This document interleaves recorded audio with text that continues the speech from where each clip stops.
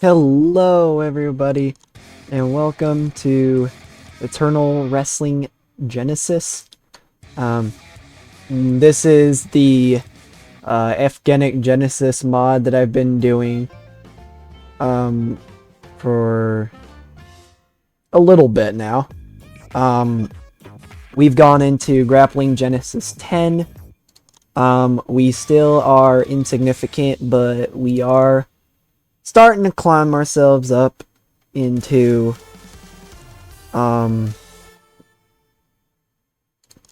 even closer to getting at Tiny, which will really help us out. We are at September of 1920. The rest of this episode will probably end up going till the end of 1920, honestly. So it might be a longer one, but who knows. Something I do want to introduce too, though, is the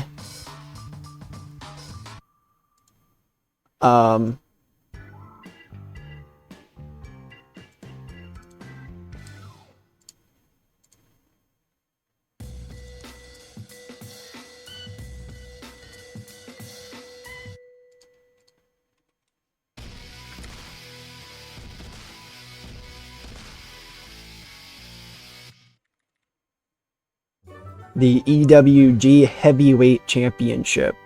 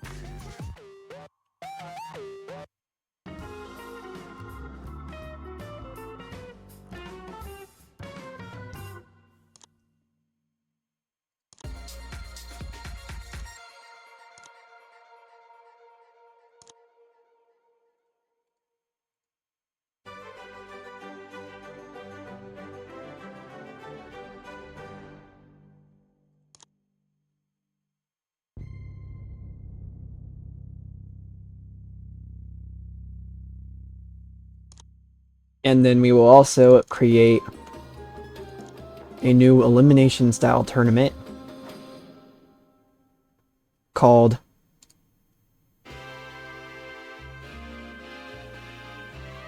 the Eternal Invitational.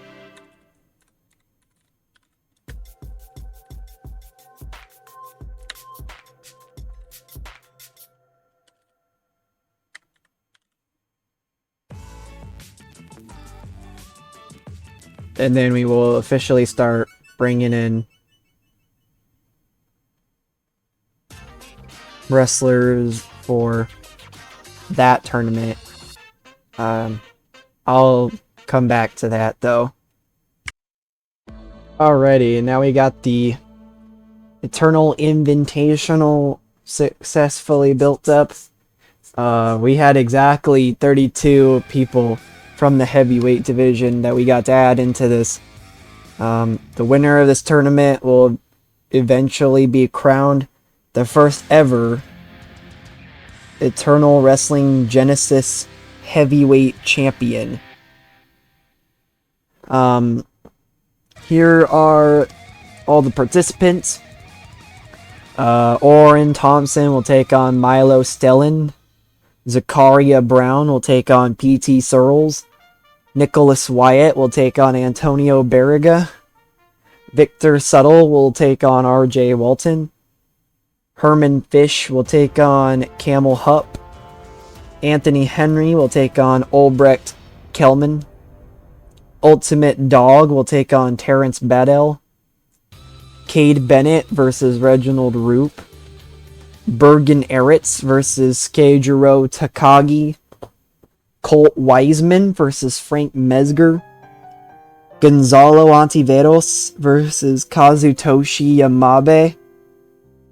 Cristobal De Leon versus Hisayuki Shionoya, excuse me. Kason Brown versus Kyson Kim. Leonardo Caballero versus Charles Riker. Daniel Loisel versus Joe Boone. And Saita Kuroki versus Friedrich Herzog. So, very stacked tournament. A lot of different things could go on here just within this round of 32. The way I plan on having this go is having... Obviously, I don't plan on having all of these matches happening at the first show right away. And plus, I need to publicly announce that this tournament's even happening. But, so here's the plan. For Grappling Genesis 11, I plan on introducing the tournament, throwing out... we'll probably have Saita Kuroki and Friedrich Herzog at that show. Maybe even have Anthony Henry and Ulbrecht Kelman. And maybe another matchup. But besides that, I don't really plan on having too many more matches for that show. And then we'll just kind of go from there. Throwing in every so often matches. And then as that's going on, the round of 32 is going on.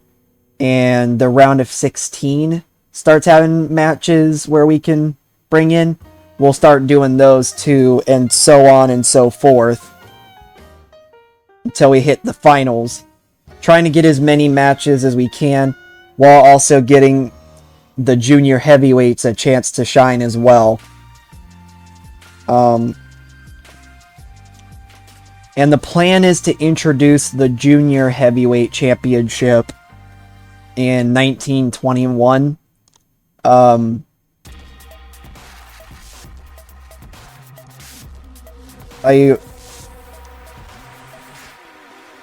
First of all, we'll introduce, but we need to get into the heavyweight side of things first.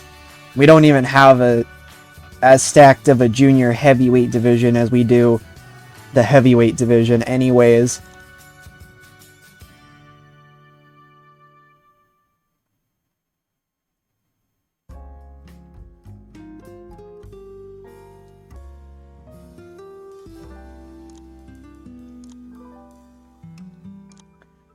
So, I'm going to try my best to wait until we can build up a stronger junior heavyweight division.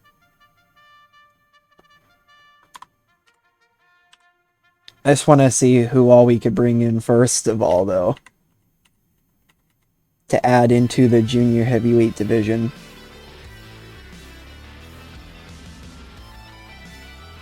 Doesn't look like there is anybody.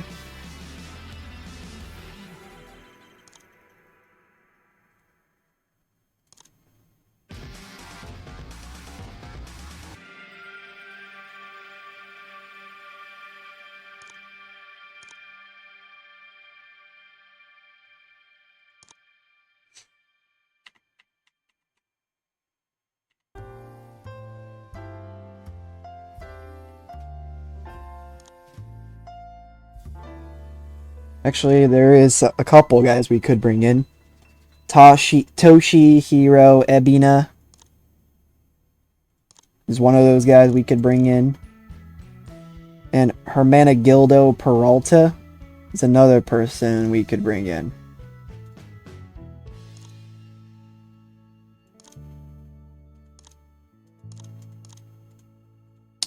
Peralta's stats are eh. Ebina's stats are not as good as Peralta's, in my opinion, but we'll just kind of go from there. We're adding in a couple more guys to the junior heavyweight division. That's really all that matters to me.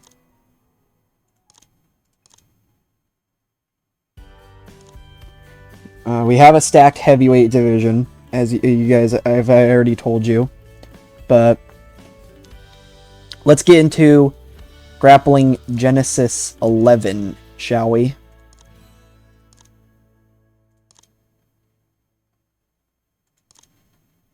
More signings.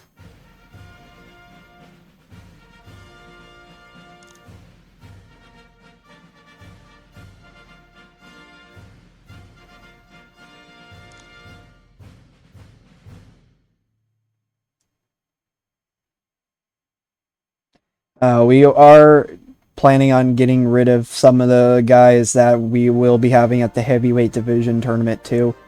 We also got rid of Darren Kierton just because he's not really doing much for us. Yeah, no, it's kind of sad. But we're trying our best to deal with what we can best do as of right now. The wrestling industry is still very new at this point in time. So a lot of the workers that are coming in probably won't be as relevant with even a year or two. But we'll just have to wait and see how that goes.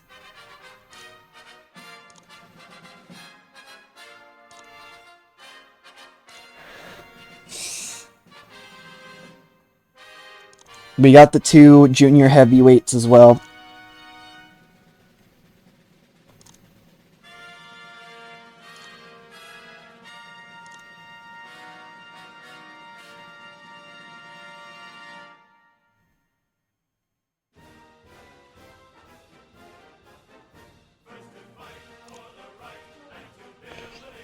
Apparently Reginald Roop is officially Oh, he sustained minor food poisoning. That sucks. Luckily, he's good to go now, though. Our merchandise has officially upgraded.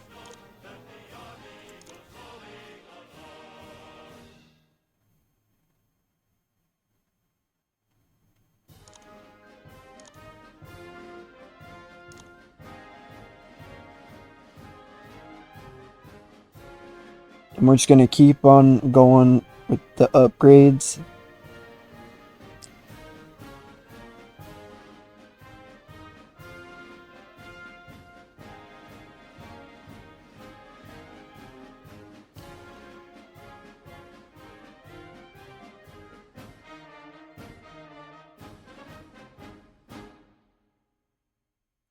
I'm going to go at normal for now. But we will eventually go to rapid. Start the rapid approach as well. But now, we're getting set for Grappling Genesis 11.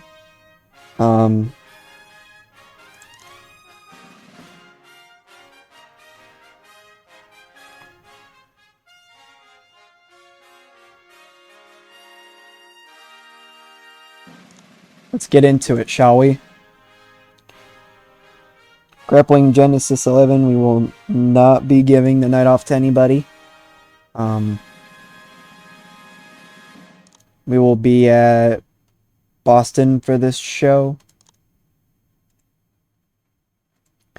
Despite his best efforts to make alternate arrangements, Terrence Badell has been stranded due to travel problems and will not be able to make the show.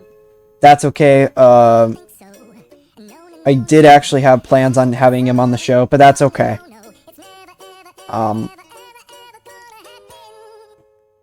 There's nothing to worry about. We'll put him on the next show. It'll all be okay. But now we've got 118 points of stored creative energy.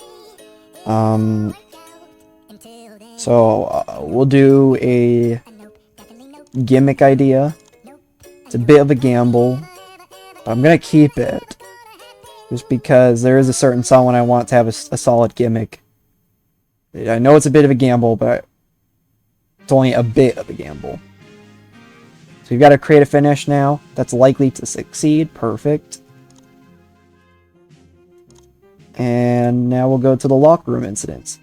Colt Wiseman and Neymar Torgerson had a blazing argument outside the venue. Freddie Beaumont has gotten a lot of heat with the rest of the locker room after pulling a tasteless rib on everyone backstage. I'm just going to fine him. He's unhappy about the action. Had a small negative impact. I mean, there's too many people that have been doing this crap, so.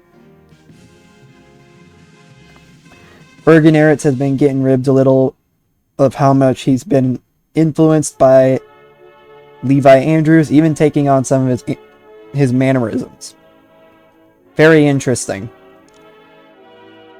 Ultimate Dog was brought before the wrestler's court, accused of being an hour late to pick up his assigned travel partner. The judge, Frank Norris, found him guilty and sentenced him to pay for his travel partner's meals for the next 3 shows. Had a small positive impact on Ultimate Dog. Cool beans. Also, Frank Norris being the wrestler's court judge is kind of funny to me, but it kind of makes sense because he's one of the older guys, so.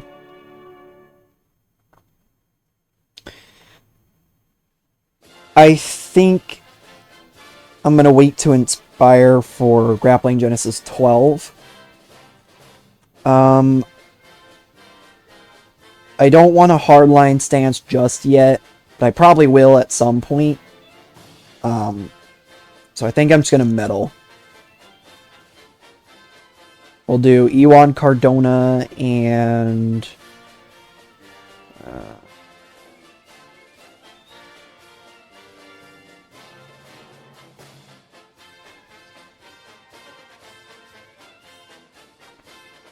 Nicholas Wyatt, I guess.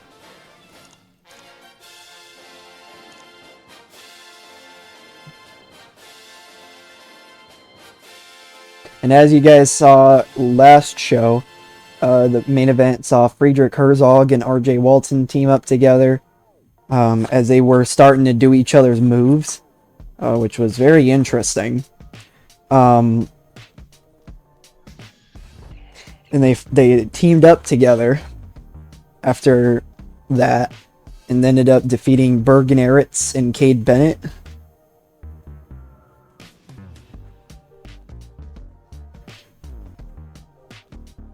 And yeah, I'll be with you in the results page. And we are on to Eternal Wrestling Grappling Genesis. And this is now the announcement. Jay Lutter, that's me. I come out and start mentioning about how history is about to be made. A champion will be crowned, and that potential contenders for the new title will be crowned. And this is to kick off the Eternal Invitational, a heavyweight tournament that will decide who will be challenging for the Eternal Wrestling Genesis and who within Eternal Wrestling Genesis as the top guy, and will get to do so by being crowned the Eternal Wrestling Genesis Heavyweight Champion. Jay Lutter, that's me, doesn't have the microphone skills to be talking that long a time, and was trying to improvise dialogue and was poor doing so.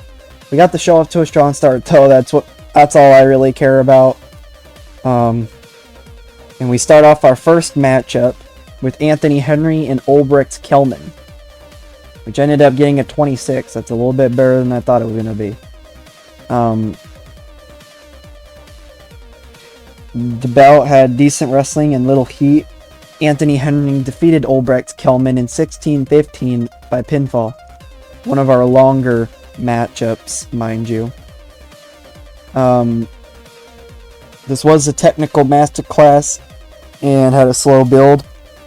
And Anthony Henry did a pretty good job here with a 38. Ulbrecht Kelman had a 10, I believe is what that says. Yeah, a 10. So not the best, but I didn't think Ulbrecht would do the best out of this. He's not really a technical wrestler. He does have technical skills, but not the best technical skills out there. 26 though is still not terrible. I'm happy with how this turned out, thanks to Anthony Henry carrying, but either way. Kason Brown took on Kyson Kim as well. In a poor match up, Kason Brown defeated Kyson Kim in 5:57 by pinfall with a backbreaker.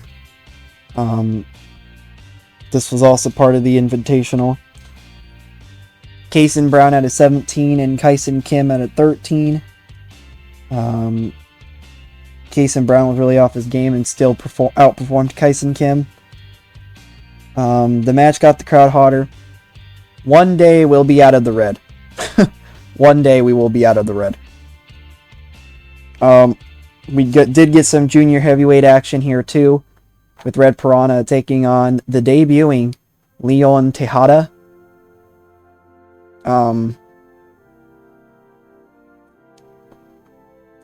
Red Piranha has not been happy with the way things have been going for him. He's been trying to get a momentum boost and try to make himself a top guy in the junior heavyweight division, and that road starts for him in a thrust kick win over Leon Tejada in 7 minutes and 25 seconds. Red Piranha had an in-ring performance of 18. Leon Tejada had an in-ring performance of 11. Leon's enforcer gimmick was great, and the gimmick idea was a success. The bout dragged in the middle, the lack of flow being noticeable, and Red Piranha was really off his game. Leon Tejada was rusty. Not really sure how you're rusty in making your in-ring debut, unless Leon has wrestled before EWG. But I don't think I saw anything about him wrestling in SPW. But who knows?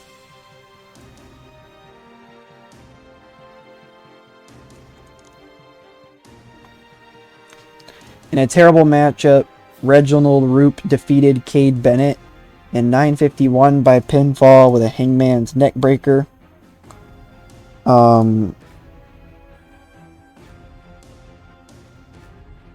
There seemed to be a lack of flow to the match, which took away from the drama. These two have great chemistry wrestling each other too. That's good to know. Reginald Roop did defeat Cade Bennett in 9:51. I already said that, but kind of an upset here because Cade Bennett had the much higher in-ring performance. He had an in-ring performance at 20, and Reginald Roop had an in-ring performance of 8. So very surprising here. I'm sure Cade Bennett's not going to be too happy about losing here in a surprise win. Ultimate Dog ended up showing up backstage too, as Terrence Baddell was originally supposed to wrestle Ultimate Dog here tonight as well, but then Terrence Baddell ended up not being able to make it to the show. So we just decided, why not give Ultimate Dog another opportunity to shine? He hasn't been too bad on his backstage promos up until now. He was trying to improvise dialogue. It didn't go well. He hasn't had issues before. So, seems he's very hit or miss.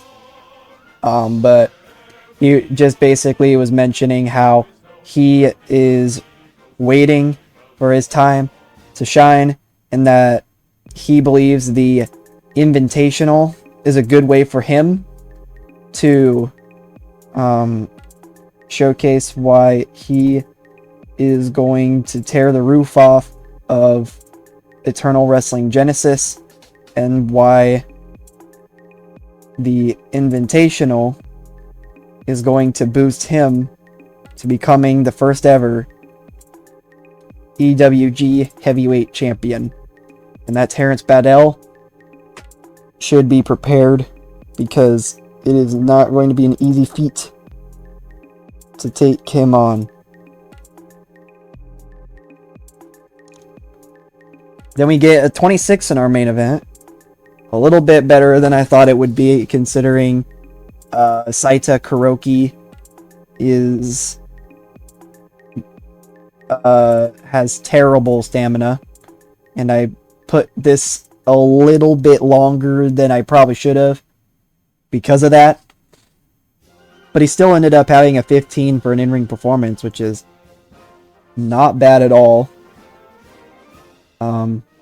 Over Friedrich Herzog.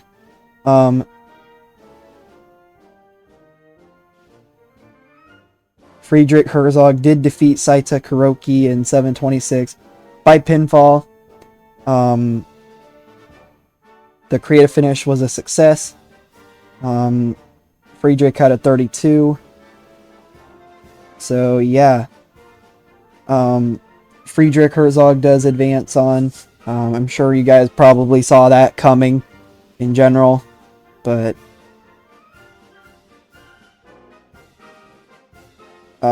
manages to beat down Saita Kuroki for a second time now. It's not looking so good for Saita Kuroki.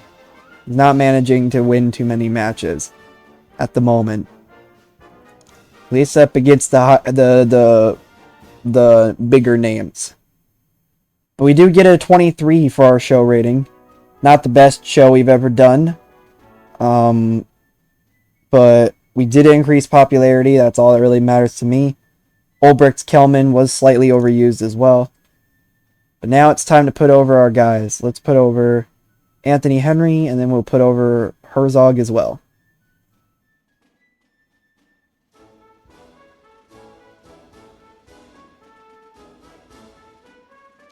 Anthony Henry seemed pleased. Friedrich Herzog was pleased. We lost $11.84. So we are starting to make lose less and less money. It's just really slow at the moment, but we'll get there. We are from 5 to 6 in New England. That's good to see there.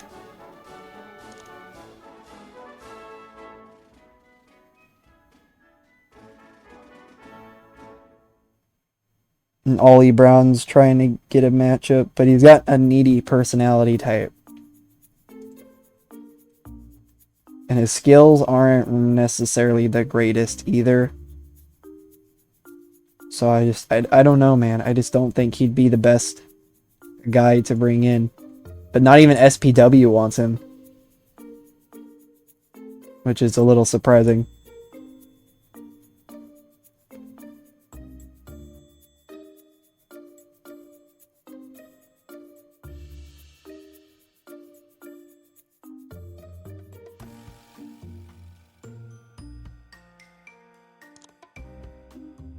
But let's see. The feedback was better than you expect for a company that tiny.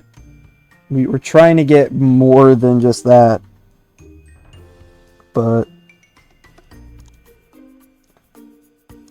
seems that's not going to end up being the case for a little bit, because of so many workers not being able to throw out not the greatest in-ring performances. Honestly, right now, there's only like 2 or 3 guys that are kind of carrying. And that's Anthony Henry. That's Joe Boone. Friedrich Herzog. And Emilio Suarez. At the moment.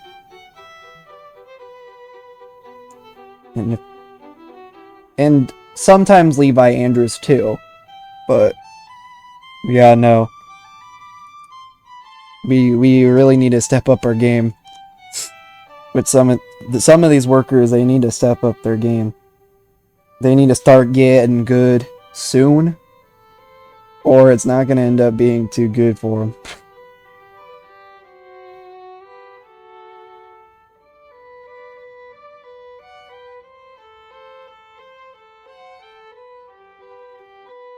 But we'll get into Grappling Genesis 12 in 13 days. Not 13 days. Yeah, 13 days.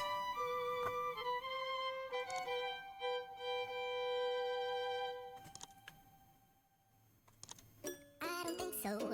No, no, no, no. I don't think so. No, no, no, no. It's never, ever, ever, ever, ever, ever gonna happen. I don't think so. No, no, no, no. I don't think so. No, no, no, no. It's never, ever, ever, ever, ever, ever. And still nothing since we've transitioned over to that. Herman Fish is now toned instead of ripped. And we are still below SPW.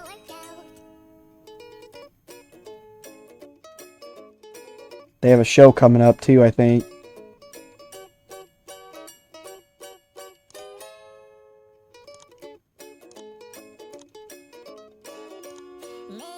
I don't think we have any Hall of Fame inductions waiting to happen either.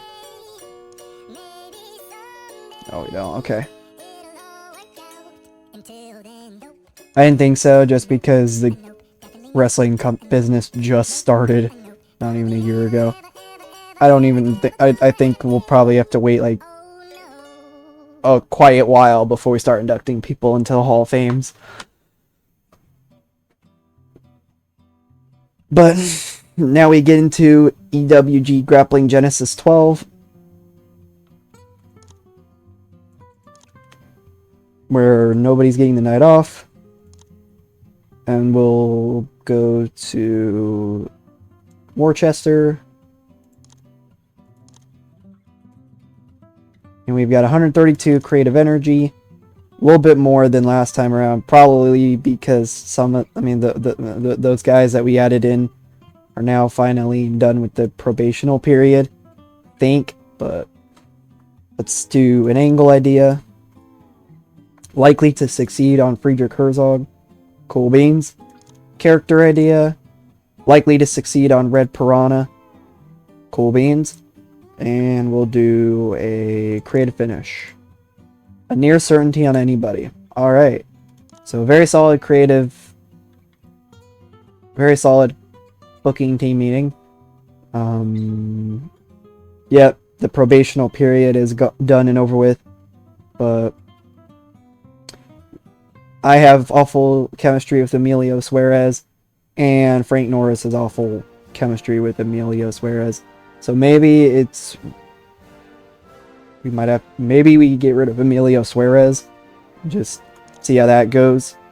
He's not going to be happy though, I know that. But speaking of Emilio Suarez, I think we're going to pull a rib on him. Your rib has gone down well with the rest of the locker room, okay? Oh yeah, I said I was going to inspire. But that ended up not happening. But it's alright. For Grappling Genesis 12, now I'm going to book it and I'll catch you on the results page. Okay, we're giving Red Piranha his character idea. It was a failure. God damn it.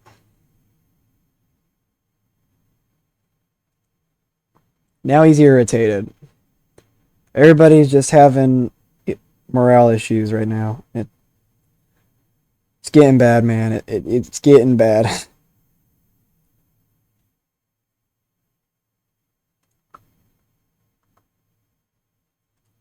Oh, great. More shit.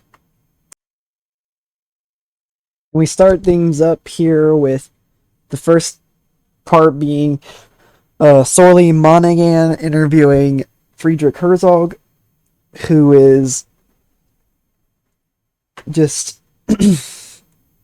laying down the groundwork, talking about Friedrich Herzog's second win over Saita Kuroki, and advancing on to the round of 16 in the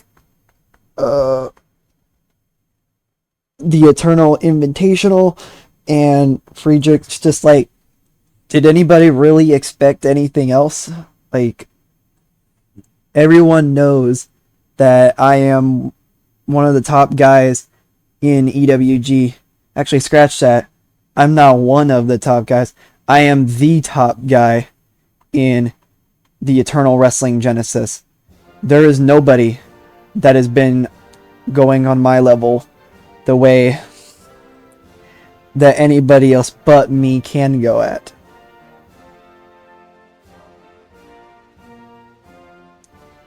And then RJ Walton pops up out of nowhere. Remember, both of these two have been teaming together. Well, they've been using each other's moves, and then a couple shows ago they teamed together. And RJ Walton says, "Hey, look, I just want to say you have done an incredible job, and I truly agree. You are the best guy in EWG. Not only that, but you are the best guy in professional wrestling today.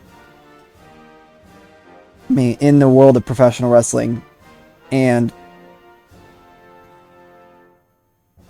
you are going to be recognized as the best for years and decades to come."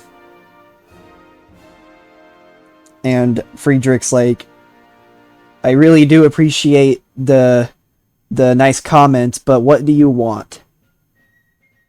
And RJ Walton said, "Well, since we've been using each other's moves and we've been teaming up, and we teamed up together at Grappling Genesis 10, I think it's only fair that you're also at my corner in my match with Victor Subtle in the main event."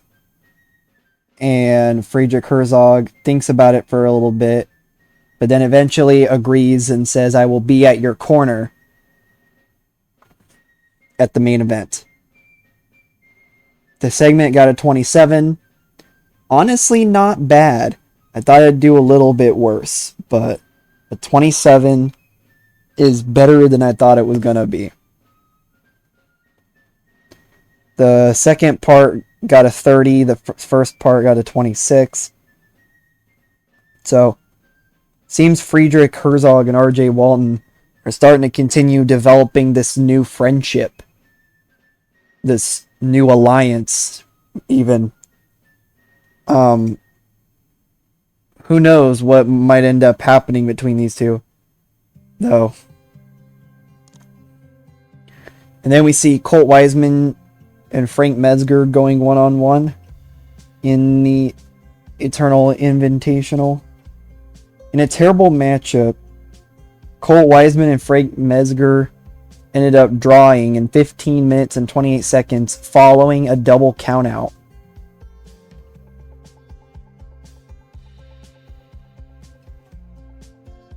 A double count now going on in this tournament.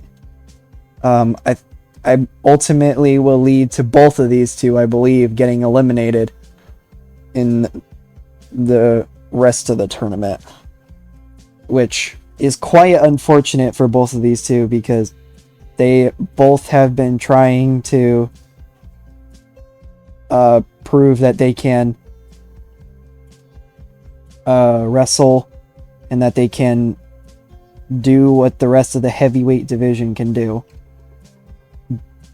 But now, it seems their dreams of becoming the heavyweight champion for the first time ever comes to a close here.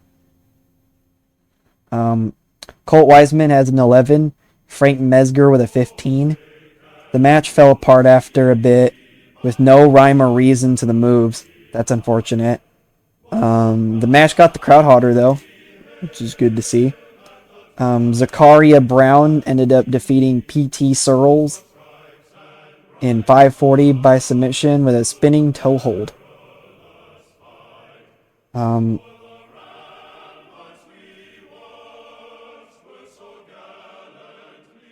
So Zakaria Brown ends up advancing on in the tournament.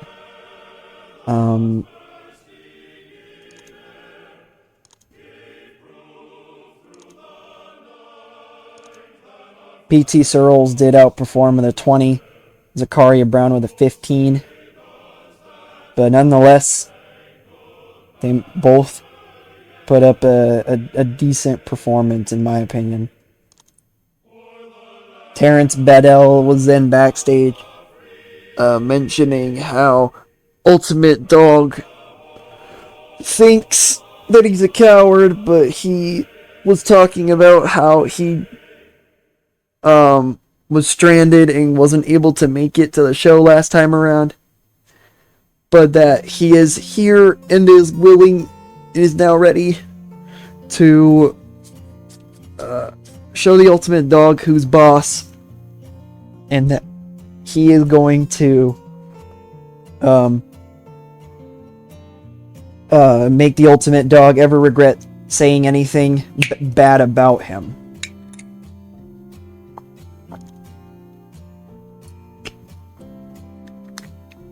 But then we saw Emilio Suarez take on Neymar Torgerson. It was an bout with decent wrestling and didn't have much heat. Emilio Suarez defeated Neymar Torgerson in 10:30 by pinfall. Emilio had a 35. Neymar the 16. This was another way for Emilio Suarez to just build some more momentum, trying to continue on cementing himself as a top guy in the junior heavyweight division. And the creative finish was a success. We get a 29 out of this matchup. But now we head into our main event, which did not deliver. I got a 14. Just awful, man. Awful. RJ Walton defeated Victor Suttle in 9:50 by pinfall with a flying forearm. Victor Suttle was about ready to get the win here, though. But then Friedrich Herzog ran in and attacked Victor Suttle. It's good to note that the referee, RJ Walton was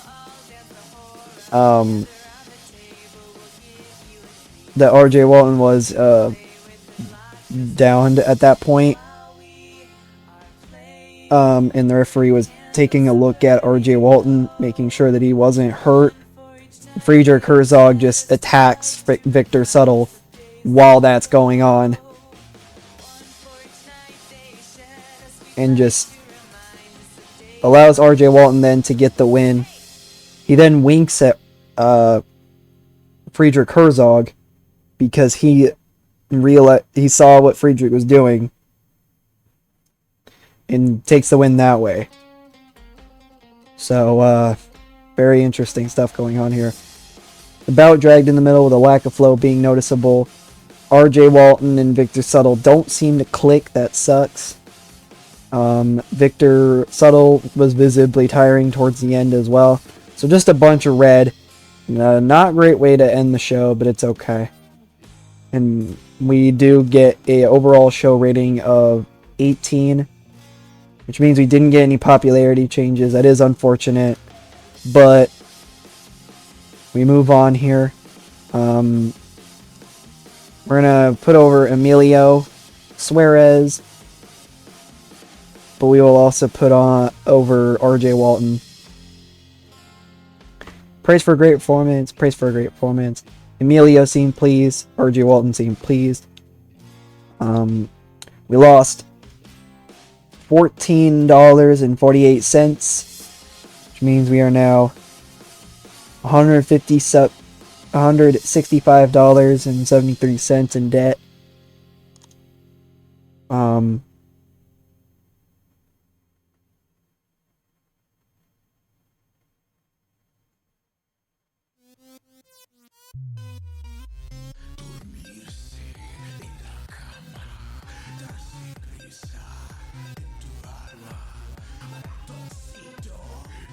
It says Luis has potential to be a top guy. He is a junior heavyweight. He's a loner personality. So we'll give him a shot. We'll see what he can do.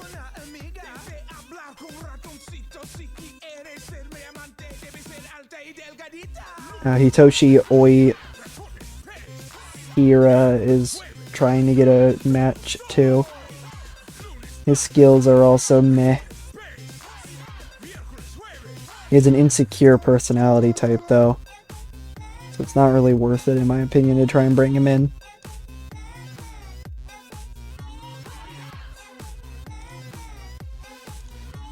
The tournament's looking good though.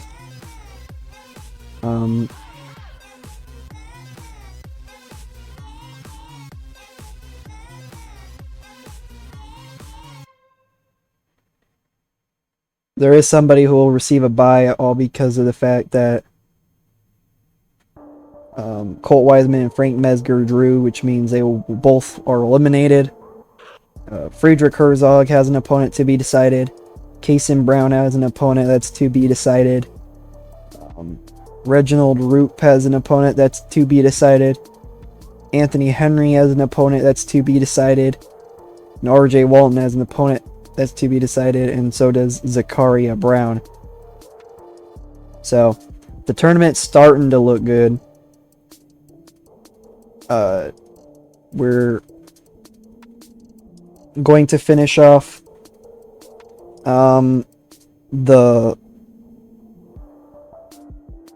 this section of the tournament here, and then we will go on to these last few tournament matches too, while also continuing on the round of 16 tournament.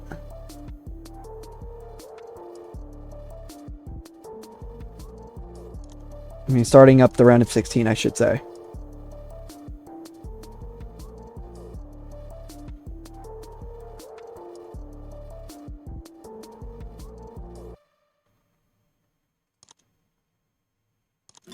I don't think so. No, no, no, no. I don't think so. No, no, no, no. It's never, ever, ever. And Levi Andrews is filming an acting role now. Well, soon, I should say. No, no, no, no. I don't think so. Um, No, no, no, no. It's never, ever, ever, ever, ever, ever gonna happen. I don't think so. No, no, no, no. Maybe someday you'll have it your way. Maybe someday it'll all work out. Until then, nope, a nope, a nope, a nope, definitely nope, a nope, nope, a nope. Leon Tejada is relocated. Ever, ever, ever, ever gonna happen. Oh no.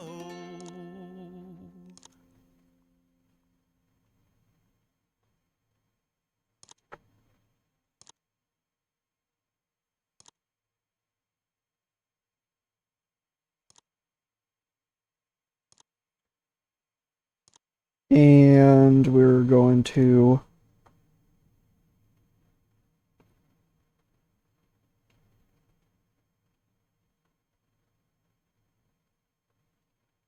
the end of the month now.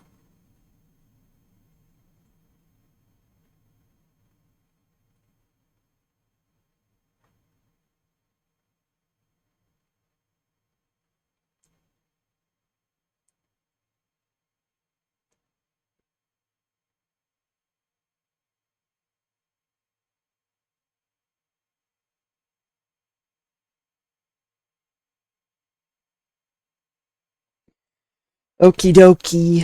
Has anything else happened since? There is a couple more people that entered in the wrestling world. Um,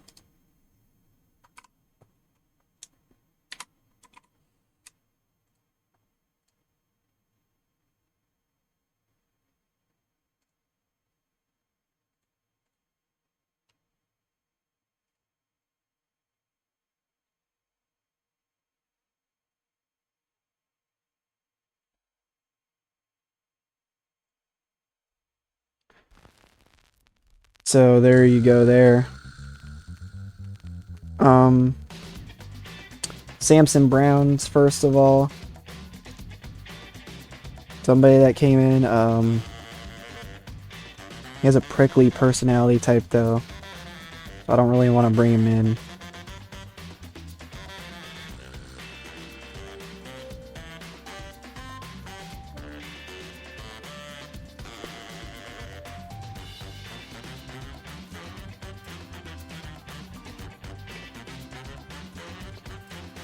Plus he's a heavyweight, so I'm not really sure. Fred Coombs is a sleazy personality.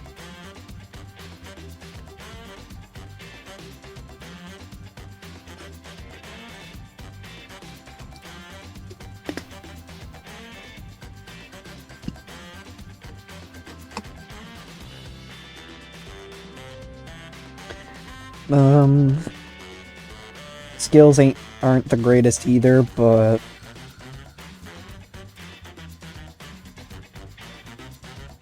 that and is ultimately okay.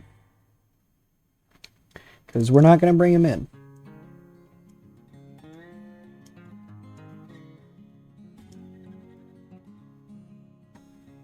SPW did their Kill City Kills event.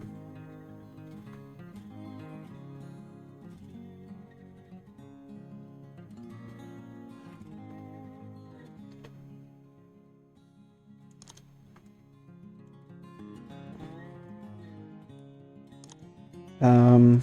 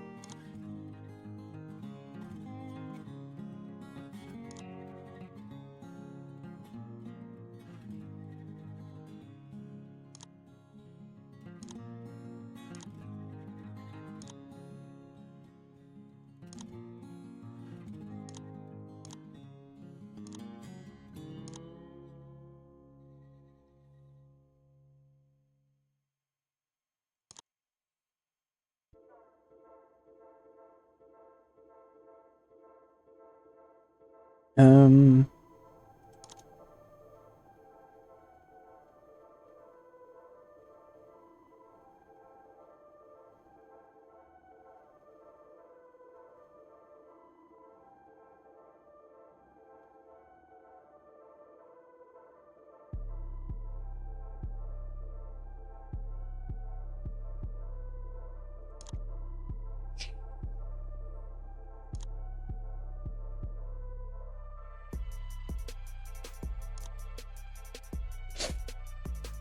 um,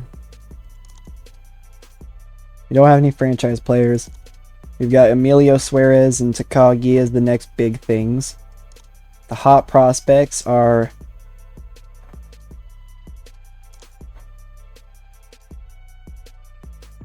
Reginald Roop, Hisayuki Shionoya, Herman Fish, Kazutoshi Yamabe, and Kaisen Kim. Talk the talk. We've got Levi Andrews, Luis Trejo, Anthony Henry, Kaisen Kim, and Takagi. The showstoppers are Emilio Suarez, Daniel Loisel, Anthony Henry, Joe Boone, and Levi Andrews. The ring generals are Emilio Suarez, Daniel Loisel, Joe Boone, Anthony Henry, and Junki Ninomiya.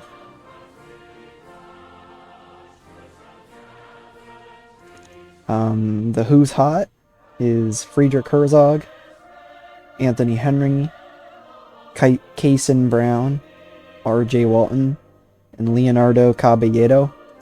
Who's Not? Joe Boone, Kyson Kim, and Daniel Loisel. Some hidden gems. Why is Darren Kierton up here? He's not the greatest wrestler we've had.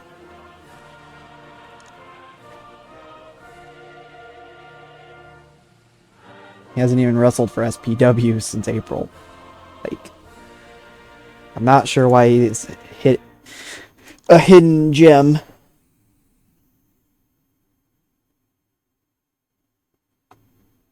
Philip Hembry.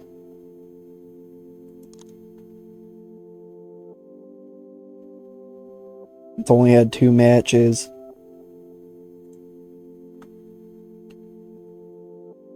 One Philip had a 10. And this one he had a 11. So probably not the best guy to bring in either.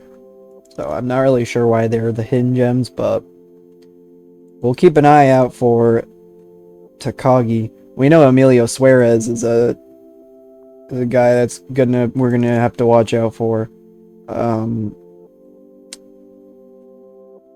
Kyson Kim apparently has a pretty big future too, though. It looks like.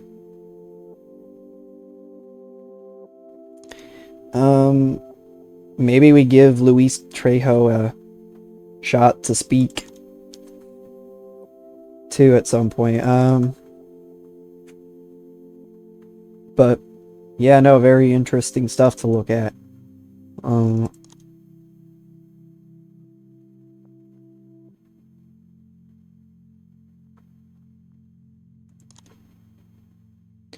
Levi Andrews has now begun filming his movie. Good for him.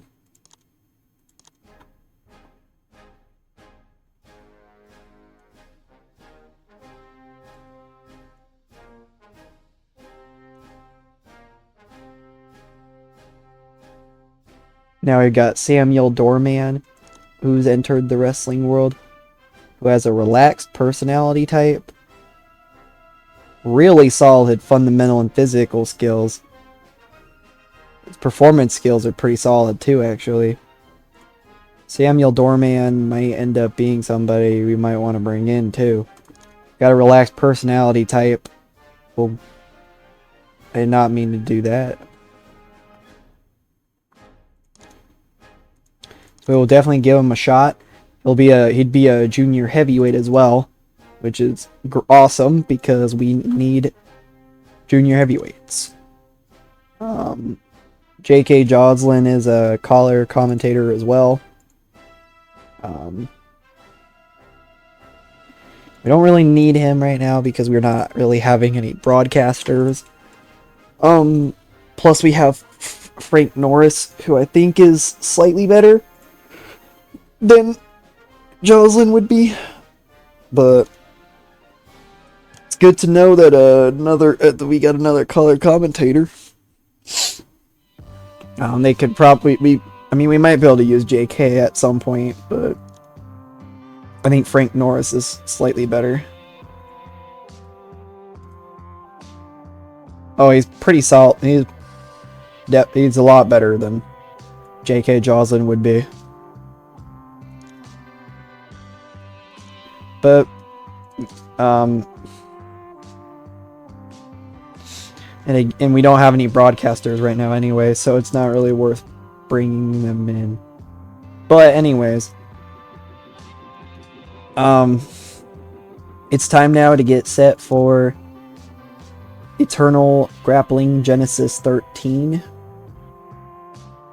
Let's get it. No one's getting the night off as per usual. We'll go to Hartford, Connecticut for this one.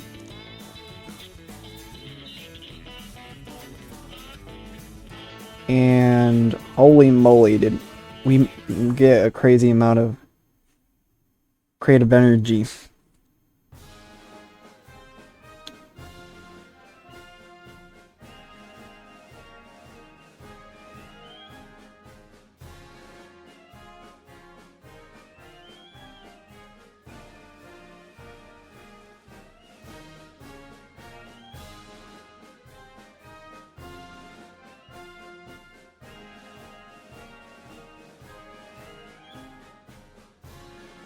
Also, they have great booking chemistry now, Emilio.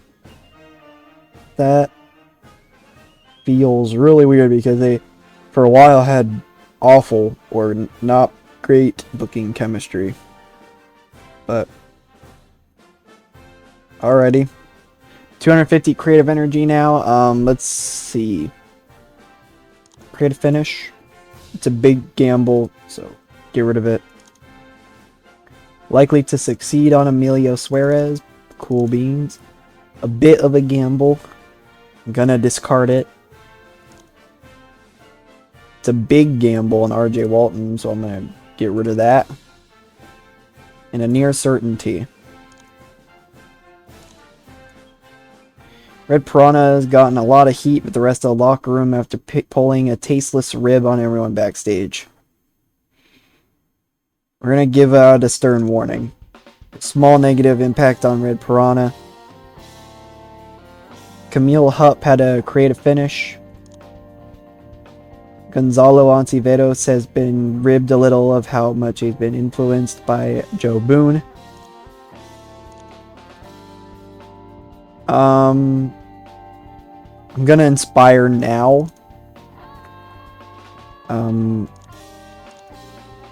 So there we go. And now, I'll catch you guys on the results page as we head on into potentially what might be a huge night of action. Alright, we start things off with Herman Fish taking on Camille Hupp, and Camille Hupp defeated Herman Fish in 9:46 by pinfall. The roll-up victory that was kind of an unexpected surprise victory, with Camille Hupp making his Eternal Wrestling Genesis debut, and Herman Fish also outperformed Camille. So it was very surprising here. Camille Hupp's Rebel gimmick was adequate. Herman Fish had a 14 for his in-ring performance. Camille Hupp had an in-ring performance of 9. The creative finish was a success. Camille Hupp was rusty too, so you got to take that into play. But we got the show off to a strong start somehow. Every time I wonder how we got the show off to a strong start. Oh my god.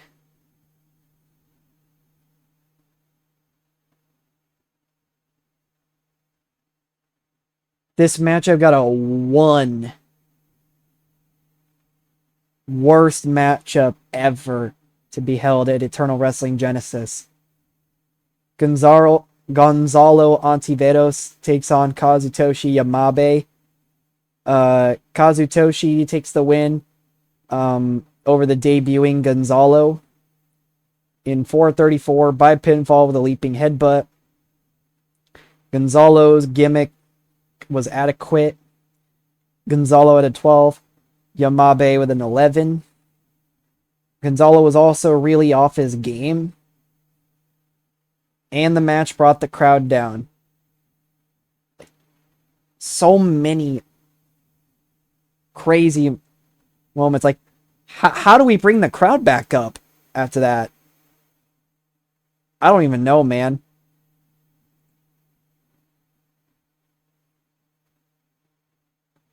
I don't know how we bring the crowd up.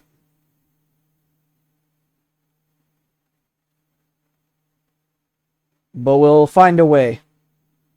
In a bout with terrible wrestling and non-existent crowd heat, Cristobal De Leon takes on Hisayuki Shionoya. Cristobal takes the win in 8:04 by pinfall with a palm strike.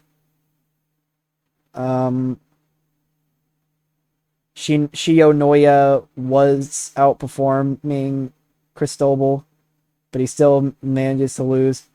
Hisayuki made his debut in his goth gimmick was adequate. They had pretty good chemistry though, which lifted the match. Cristobal was exhausted by the end. Both of these two were also rusty. So this would have been a better matchup if they weren't rusty. But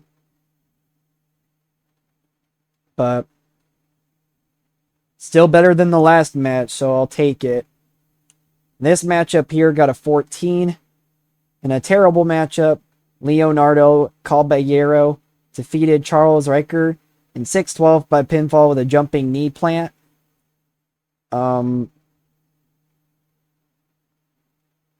Charles Riker debuted his Rebel gimmick, which was poor.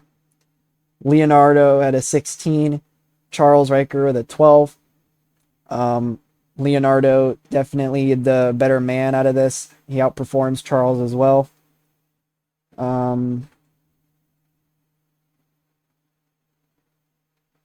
Emilio Suarez cut a promo inside the ring too, talking about how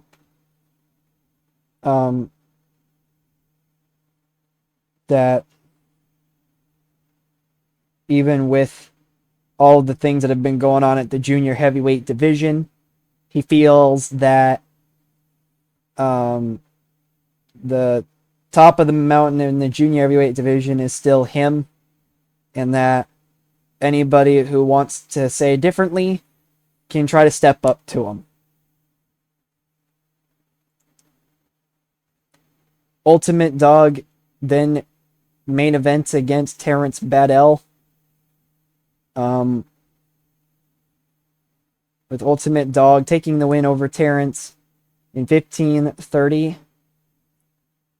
by submission with a crossface. Ultimate Dog had a 14. Terrence Baddell had a 20. The bout dragged in the middle with a lack of flow being noticeable. They don't seem to click at all either, which is very unfortunate. Because I did have plans for these two to go on a rivalry, but that does not seem to be something that's going to end up happening now. The show rating at a 13. We somehow increased popularity still. Well, I think I know who we're putting over on this one. We're putting over Emilio Suarez, because he carried the show. But I think we'll also put over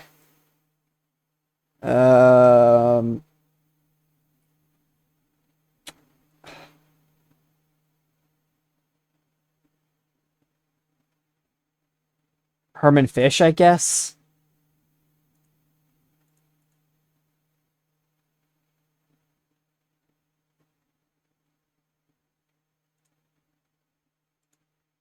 Emilio Suarez seemed pleased. Herman Fish seemed pleased. And we lost $12.49. And we went from... We did get an increase, just not a visual increase, it looks like. And Levi Andrews, as we said, has entered in his acting role. Well, now let's take a look at the tournament. It's looking pretty sharp right now.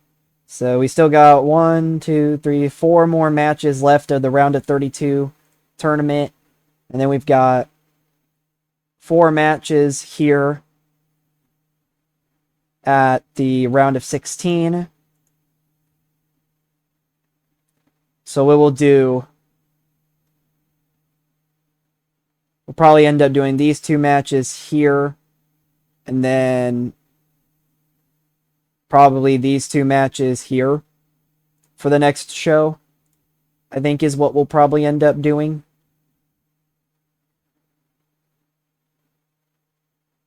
But who knows, man? Who knows? Not me, that's for sure.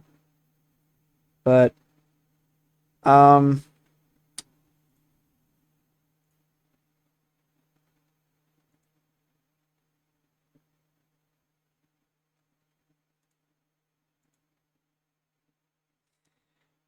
we'll go to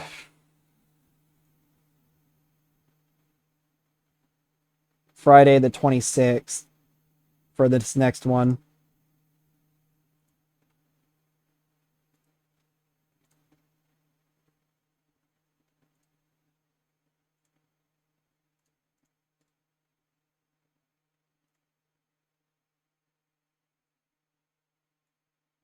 Joshua Broad has entered the wrestling world.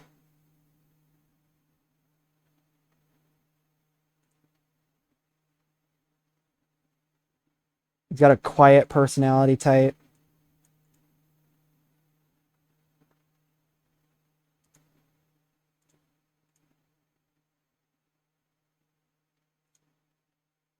We'll try to bring him in, see how he does. I'll probably end up being not so great, but we'll give him a shot, see how he does.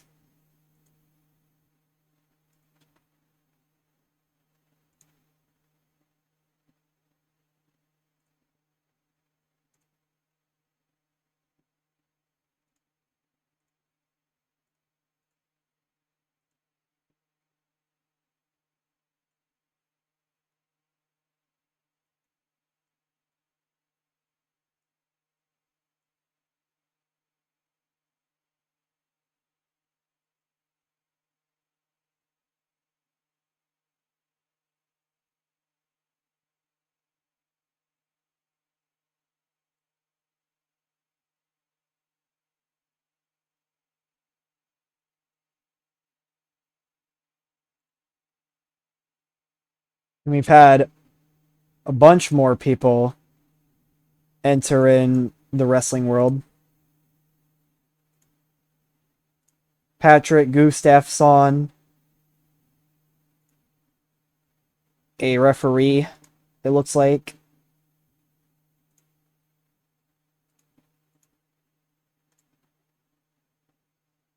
His ref skills are not the greatest, though. Joaquin Santos, another. Oh, he's a color commentator. He's got better skills than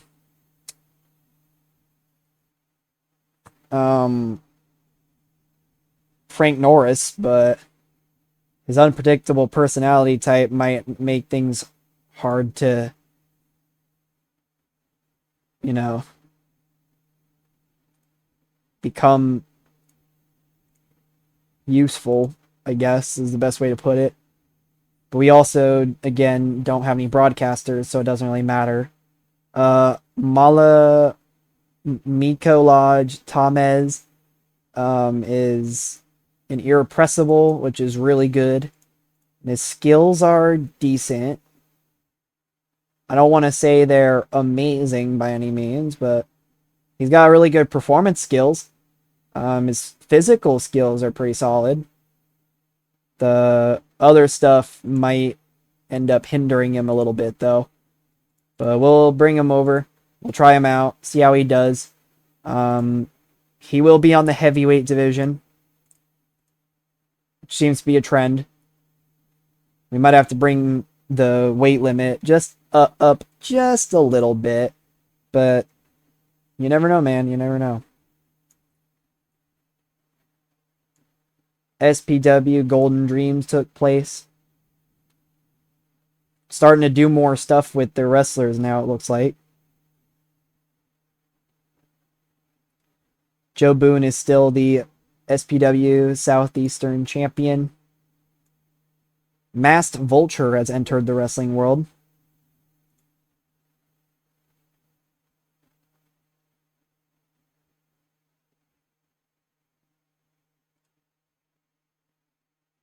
Honestly, his skills are pretty solid too, in my opinion.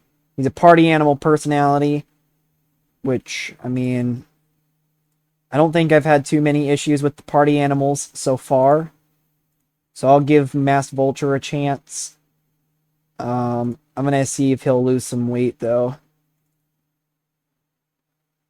He's not willing to lose weight. Okay. Because I'd like to bring him into the junior heavyweight division, but he's barely below the junior heavyweight limit. I mean, above. He's barely above. So maybe I'll bring up the weight limit just a little bit. By like 5 pounds, maybe. Let's see. Clyde Bagwell is a grifter. His skills aren't really the greatest, though.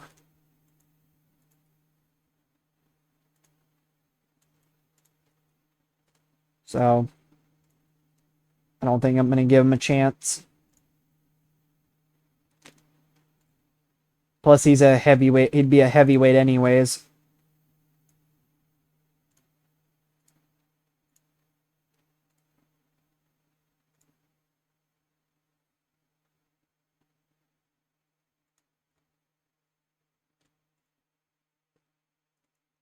So,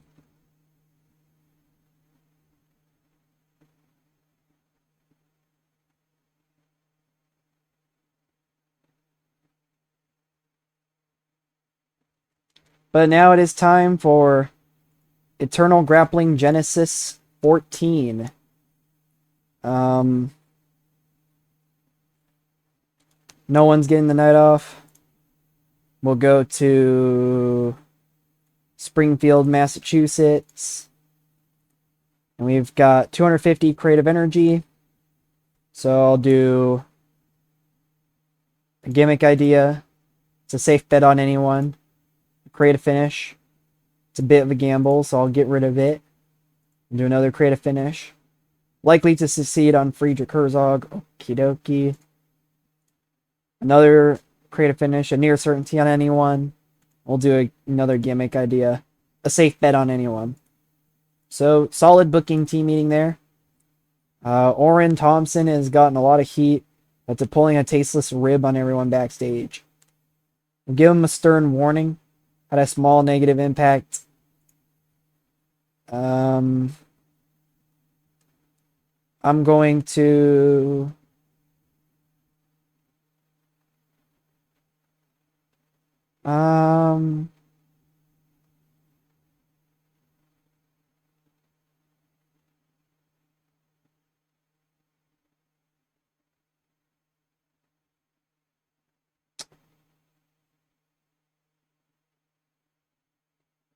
let's do a...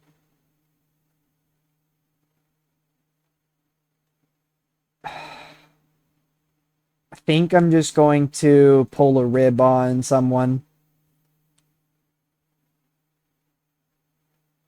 We'll pull a rib on the referee, Kenny Lyles. But it didn't seem to have any effect at all. Which is better than a negative effect, so I will take it. But you know how it goes. I'll catch you guys at the results page. Alrighty, and we open up the show with Emilio Suarez taking on Tim Leroy. Emilio Suarez does defeat Tim Leroy in 441 by pinfall. Emilio Suarez with a 37. Tim Leroy with a 17. The creative finish was a success. And for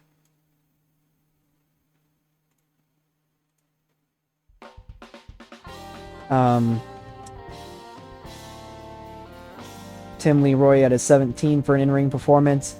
Emilio with a 37 in-ring performance. And we got the show off to a strong start. In a good way, too. He got a 20 out of the match rating. Thank God. Emilio Suarez just being one of those guys carrying the company. I swear, dude. I swear. And then we've got Reginald Roop taking on Ultimate Dog. In a bout with not much heat and terrible wrestling. Ultimate Dog defeats Reginald Roop in 453 by submission with a crossface. This was part of the Eternal Invitational as well. Ultimate Dog with a 17 and Reginald Roop with a 9.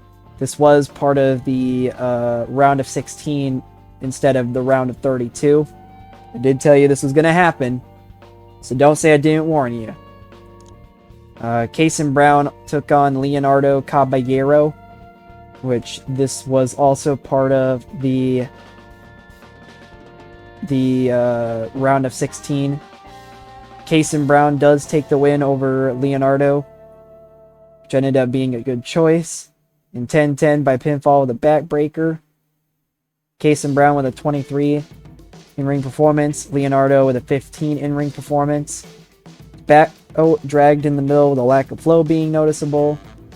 And we got the crowd hotter, which is good to see. And then Anthony Henry came up backstage talking about how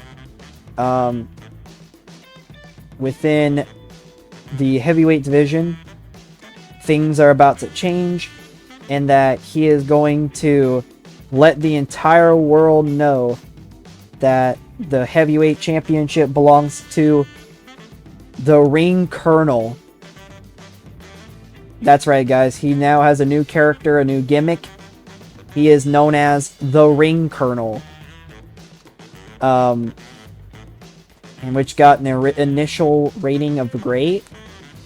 So a lot of people seem to like the new gimmick for Anthony Henry, which is good to go. The gimmick idea was a success, and Anthony improvised well throughout the segment, which is good. Just good all around, man. Anthony Henry has been incredible on the mic too.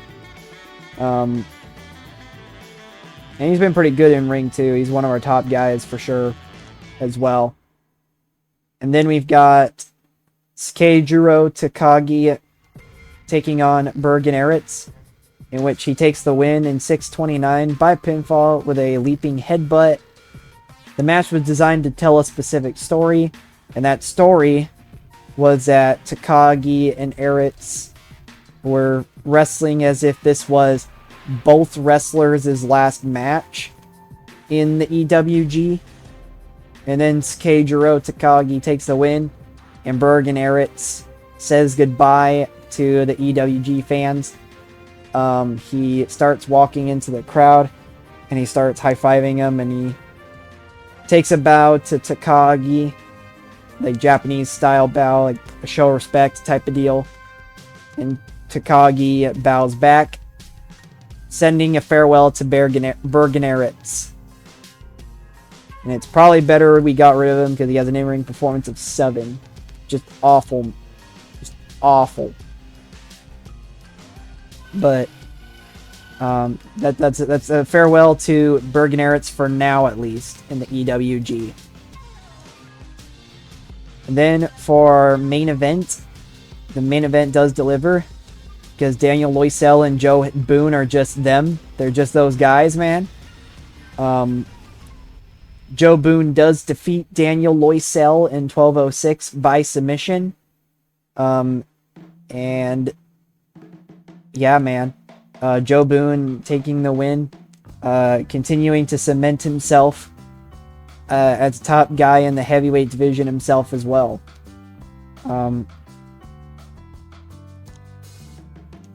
We get a 26 to end the show, which gets us an increase in popularity.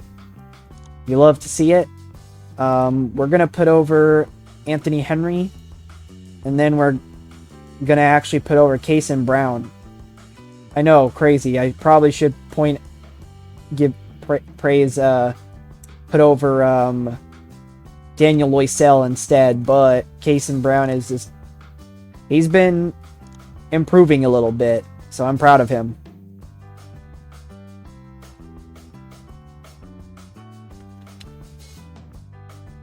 Let's see.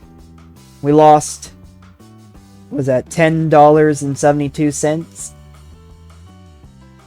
So we are starting to lose less and less money, but we're still in a lot of debt at the moment too. We're at like $217 in debt, which at the time in 1920, that's a lot of money. That in today's money is like almost $3,000 in debt. So that's quite a lot of money we're in debt for.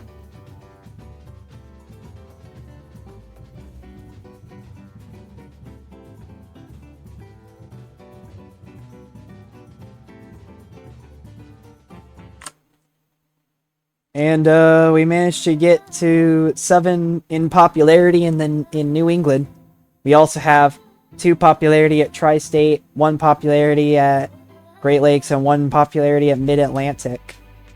So that's good to see.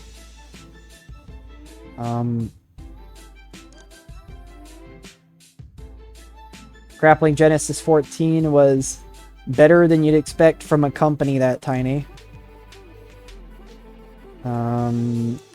We've got a new wrestler too, John Roussel.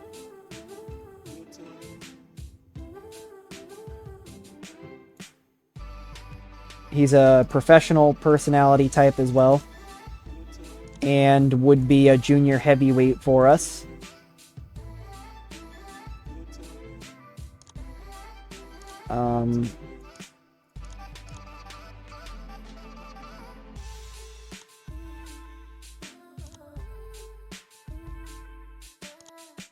Bergenaritz has officially left.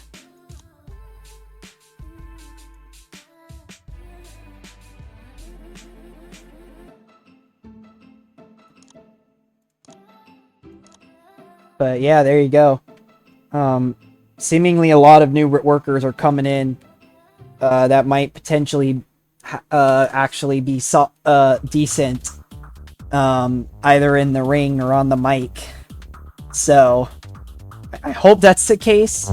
I'm hoping that I'm not being trolled, or I'm just looking at crap differently than I want to. But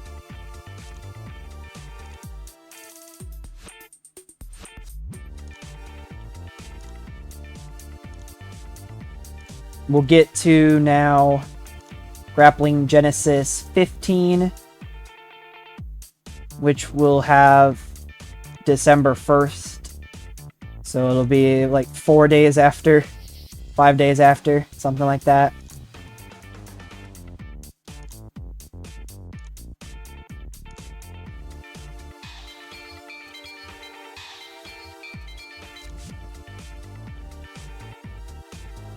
We got the 2 signings we wanted there. And then we signed the other dude.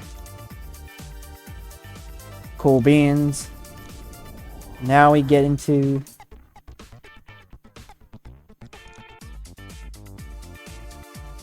the next show, which is Grappling Genesis 15.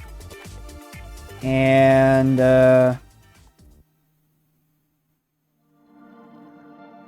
yeah,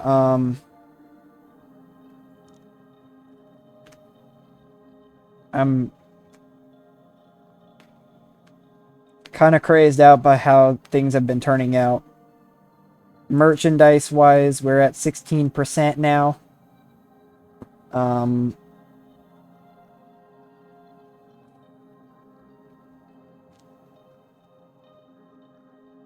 So we will most definitely be getting into level 5 at merchandising when we hit at some point in 1921, which is good to see. And the tournament's looking good. Well, we've got 2 more round of 32 matchups. Orrin Thompson and Milo Stellin, and Nicholas Wyatt versus Antonio Barriga. And then we'll do Camille Hupp and Anthony Henry, and Kazutoshi Yamabe versus Cristobal De Leon for those 4 matchups that we'll do. Takagi received a bye, so he'll be at the quarterfinals instead, which does make things a little bit easier for us.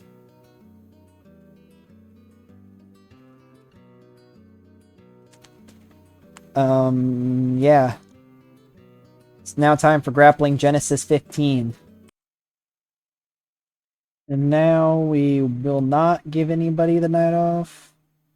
We'll go to Rhode Island for this one. Booking team meeting put us at 250. So we'll do a creative finish. It's a big gamble on Red Piranha, so we're discarding that. Bit of a gamble on anyone, discarded. Creative finish. A big gamble, so discarded. Gimmick idea. Likely to succeed on anyone. Creative finish. A big gamble on anyone, so getting rid of that too. Not a great booking team meeting, but it's okay.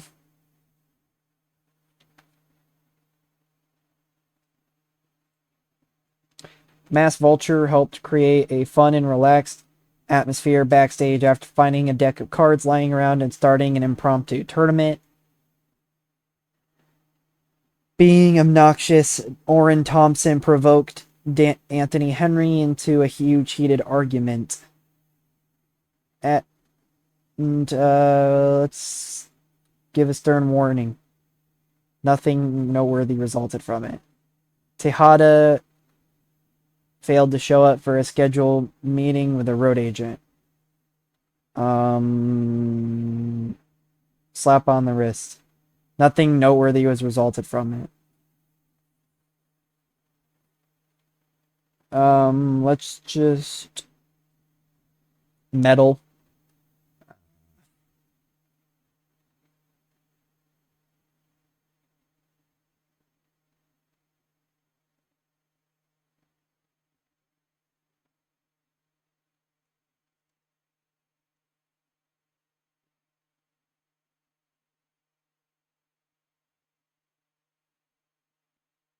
Kason Brown and Nino Mia, I guess.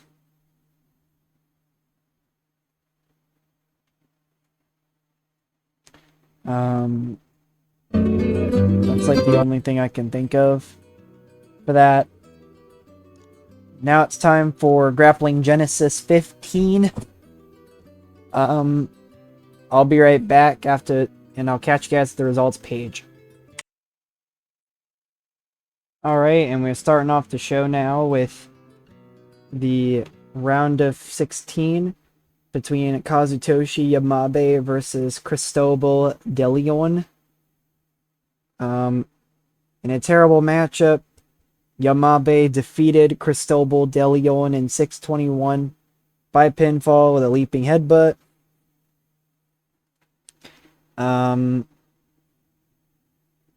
Cristobal had a 13. Kazutoshi Yamabe had an 11.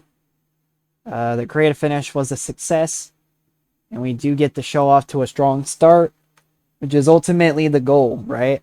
So, this matchup between Orrin Thompson and Milo Stellan didn't do the best.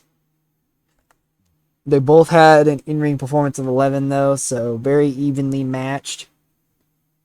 Orrin Thompson does end up getting the victory over Milo Stellan in 540 by pinfall with a running face plant. Milo was really off his game too, though. Somehow we got the crowd hotter. His biker gimmick, Orrin Thompson's gimmick, was great.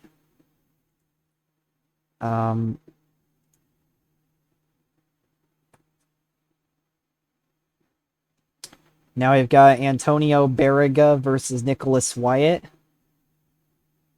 That got a 26. Antonio Barriga does defeat Nicholas Wyatt. This was Nicholas's debut. His Oculist gimmick was poor. Antonio defeats Nicholas in 547 by pinfall with a flying tackle. Nicholas had a 35 to start off here in EWG. That is insane. That also means we, you know what's going on here. Nicholas Wyatt's getting a push because that is nuts. Antonio seemed off his game too, though. We got a 27 here. Between the newly created alliance, seemingly, of Friedrich Herzog and R.J. Walton. Both of these two ended up cutting some promos backstage, talking about how even though they're both still in the tournament, they both are still willing to help each other out, and that they'll still be by each other's side, and that nothing has changed about the end goal here for both of them.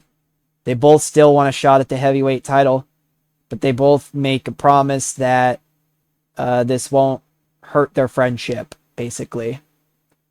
Basically now confirming that they are indeed in an alliance and even a friendship, too. So, we finally get an update on what's going on there. And now, Camille Hupp and Anthony Henry go one-on-one, too. In our main event, Anthony Henry does defeat Camille Hupp. If you thought something else was going to happen, you guys are weird.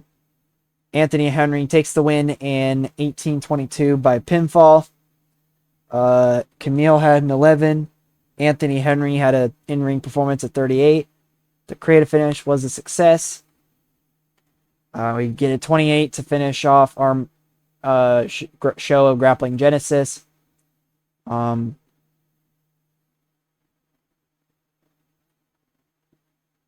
overall show rating got a 25, which did not have any popularity changes. I kind of saw that coming just because of how closely they were together.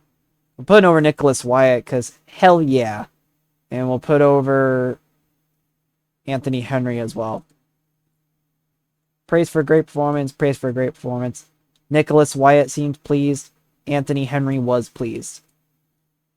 And we lost $13.02. So we are now $231.57 in debt. And there was no popularity changes.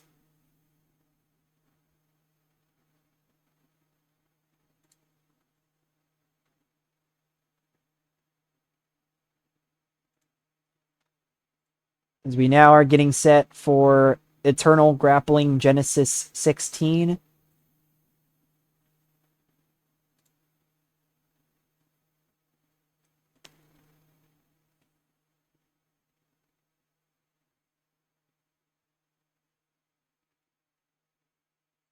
Which the next one is supposedly December 15th, 1920 for Grappling Genesis 16. I'll be there in just a second. Alright, we're here and we've got more people entering the wrestling world. Amira Khanna is a Pakistani wrestler. His stats aren't really the best, though, honestly. So I don't think we're going to try to sign him. Nori Akamura. His stats are eh. His physical stats are decent. And he's got solid charisma, microphone, and acting skills. But the rest of his in-ring work is just kind of eh. Or not, or kind of shitty. We've already got enough heavyweight wrestlers anyway. I'm trying to get some junior heavyweights as well. But it seems like we're probably not going to be able to do that. Renato Alonso. Holy moly. 91 charisma, 91 microphone, 90 acting. That is crazy. His fundamental and physicals are pretty decent too. He's got a professional personality type. He might... I'm going to try and bring him in. We don't. I mean, obviously, I don't. We don't. Like I was talking about, we don't need more heavyweights, but he could also end up being a pretty solid manager type deal too. We got a play-by-play commentator now too. We do have a color commentator. Cody Albrecht would be a play-by-play. He's got 40 play-by-play commentary, which is pretty solid, honestly. His microphone skills are, you know. So, but we've got Christopher Root as well.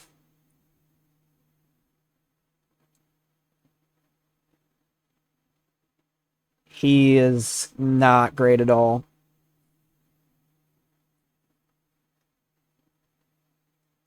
He's not somebody worth bringing over to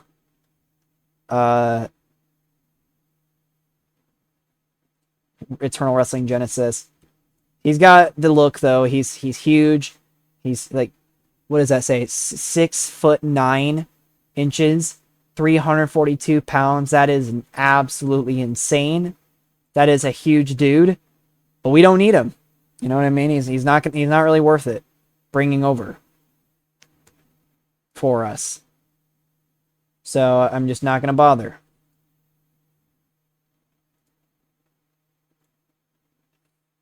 Grappling Genesis 16 is set now.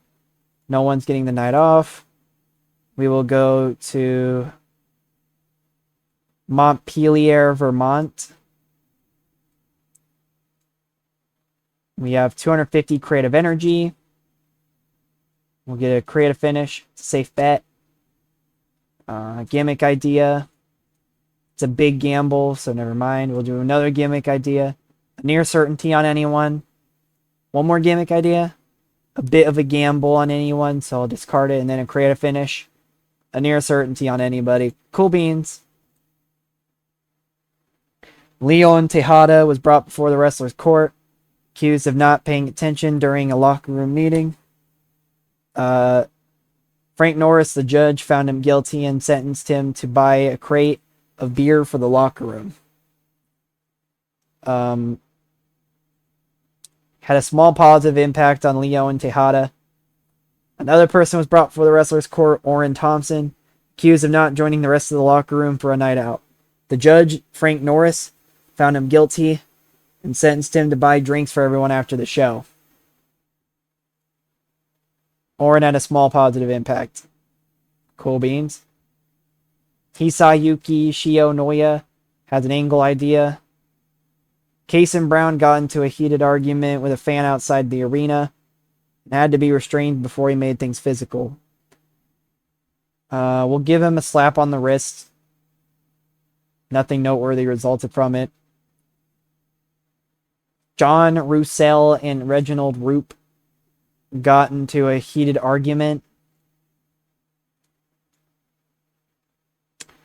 We're going to do some team bonding. I know it's risky, but hopefully we'll get some strengthened relationships going on. Nope. We just got worsened things. The relationship between me and Friedrich Herzog has worsened. And me and Red Piranha has worsened. And Joe Boone and Red Piranha has worsened. That's fun. That is fun. Fun. For the tournament matchup now here, we are done with the round of 32. We'll do probably Takagi versus Yamabe for the quarterfinals. And then we'll do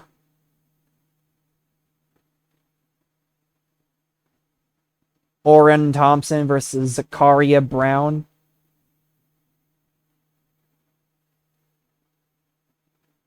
Antonio Berga and RJ Walton, and then Joe Boone and Friedrich as well. I'm going to wait to do Anthony Henry and Ultimate Dog for the next show. Probably. Yeah, I think that's the best way to go about that.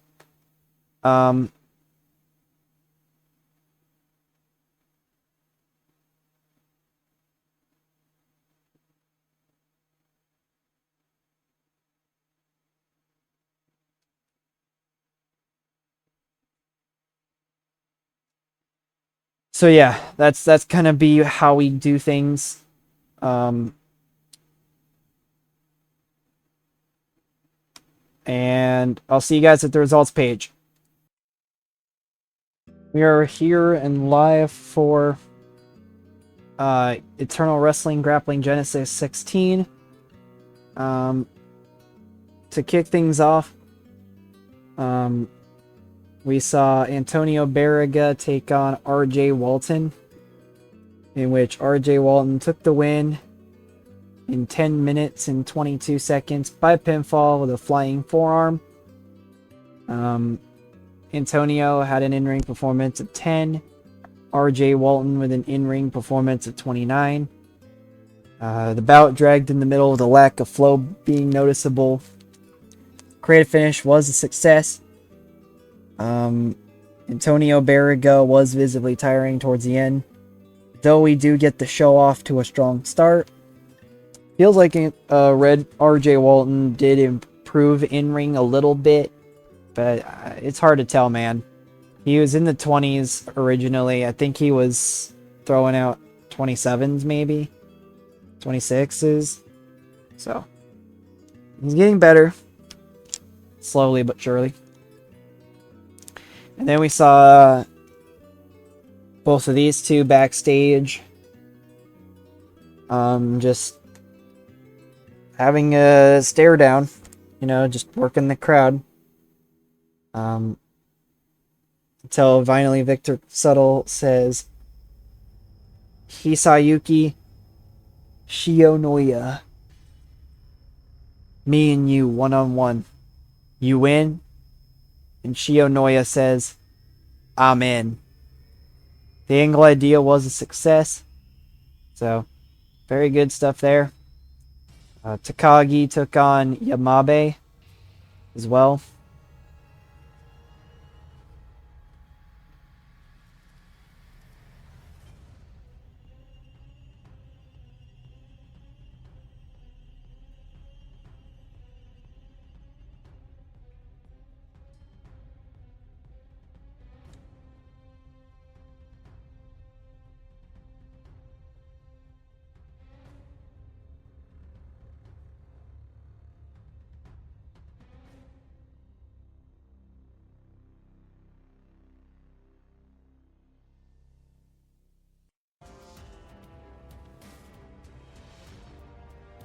And, yeah. Takagi had a 19, Yamabe with a 12. The creative finish was a success. Takagi was really off his game as well. The match got the crowd hotter as well. Orion Thompson took on Zakaria Brown as well. In a terrible match, Zakaria Brown defeated Orion Thompson in 5:45 by submission with a spinning toe hold.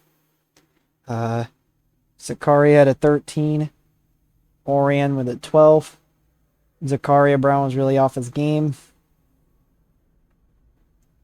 But Brown advances on to the quarterfinals. And then we saw a brawl take place. Right after the match came around, Iwan Cardona starts walking down, and then Red Piranha starts attacking, and they go into a huge brawl inside the ring, and the security starts trying to separate them, and then they escape and keep on fighting until finally a bunch of security comes out and separates them. It's kind of the whole premise here. And then in our main event, Joe Boone takes on Friedrich Herzog in a bout with good wrestling and a decent reaction from the crowd. Friedrich Herzog defeated Joe Boone in 9:38 by submission after blatantly cheating. The match was designed to be chaotic and full of action in order to get the crowd going. During the match, we also had RJ Walton distract Joe Boone, which allowed for Friedrich to start blatantly cheating and getting the submission. Huge win, though, for Herzog, even though he did cheat. Joe Boone sustained a minor concussion. That sucks. Joe Boone at a 32, Friedrich with a 39. We do get a 27 to end the show, and the creative finish was a success. Herzog's getting better at his new biker gimmick, which is cool to see as well. We get a 24 to end the show. There was no popularity changes. And we'll put over Joe Boone. And we will also put over Iwan Cardona. Praise for a great performance. Pointed out as a good example. Joe Boone seemed pleased. Iwan Cardona seemed pleased.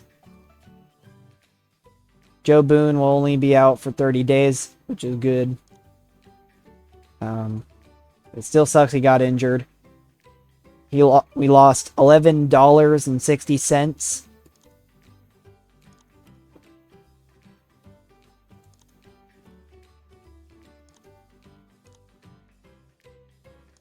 As we get going to the final Grappling Genesis show that we'll do of 1920,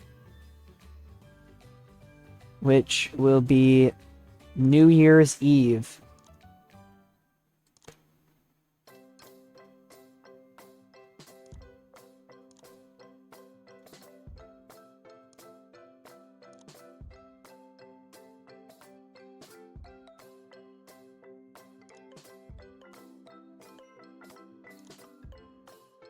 Hermenegildo Peralta is officially relocated.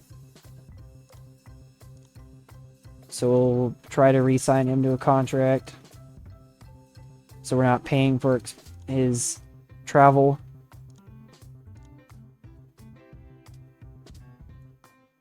Kelvin Maivia has entered in wrestling.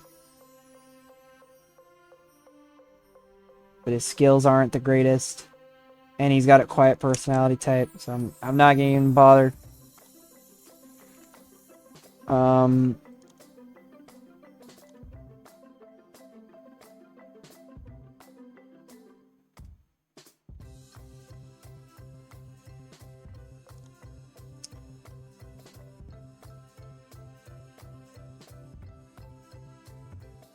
Christopher Ross has entered the wrestling world.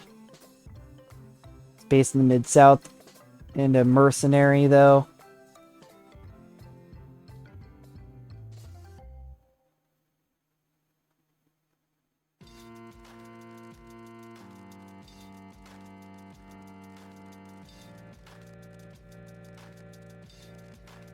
His skills are okay, too. I don't think we're gonna try and keep him too much. Try to do too much with him. Zayden Bonda.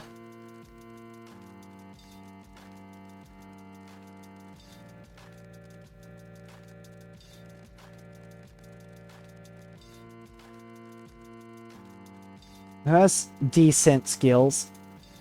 We might try to bring in Zayden.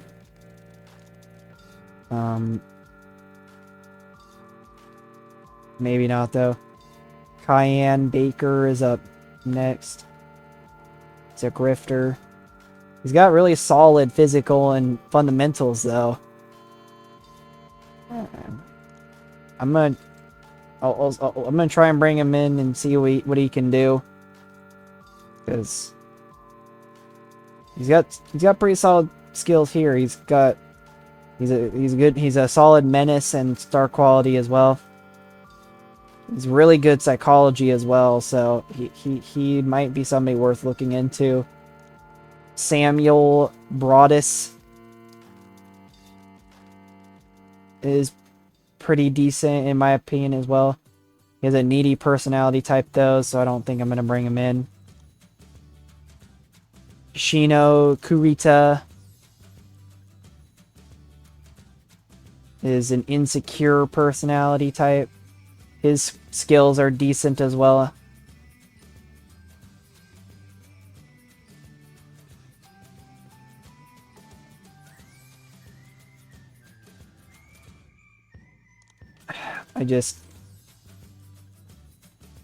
All the frickin' junior heavyweights have negative have negative shit, I swear. Saskatchewan had heavy snow. SPW Fight On took place. Friedrich is the SPW heavyweight champion still.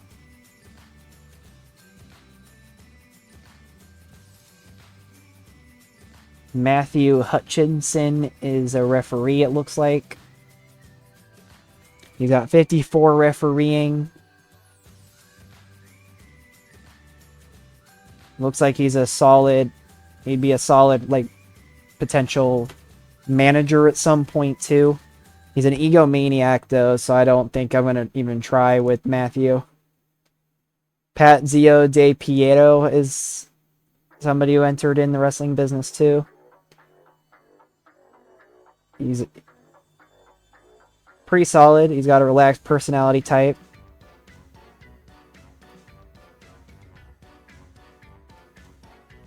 But again, he's a heavyweight. I want a junior heavyweight. Pepito Soto is up next. It's a Spanish guy. His performance skills are pretty solid.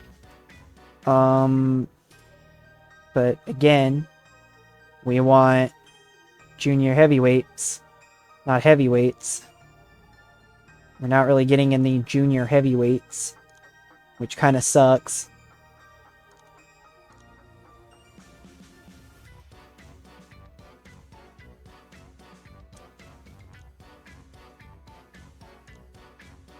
But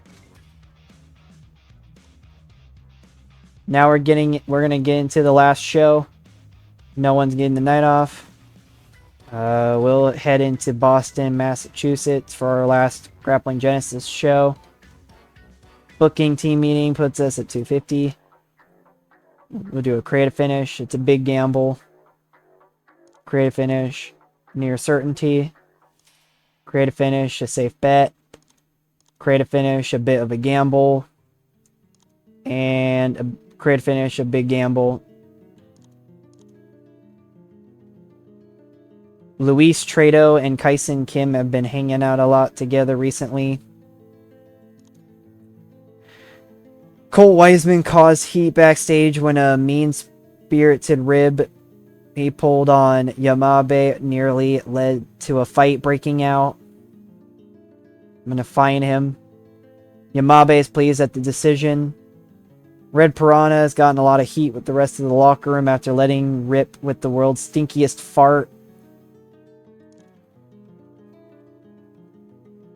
We'll do one more stern warning. Nothing noteworthy was resulted from it. Milo has a character idea. Masked Vulture was brought before the wrestler's court, accused of making a mess backstage and not cleaning it up, annoying everyone else. The judge, Frank Norris, found him guilty and sentenced him to clean it up, then buy drinks for everyone after the show. Had a small positive impact on Masked Vulture. And we'll pull a rib. We'll do it on Charles Riker. Didn't do any positive or negatively, which is okay with me. I'll catch you guys on the results page. I told you guys this would be a long episode, but here we are. Alrighty, we're taking a look at Milo Stellan's character idea. It's extremely risky. It was a failure. I figured that's what would end up happening. But now we get into the show with the Victor Subtle and Shio Noya going after each other.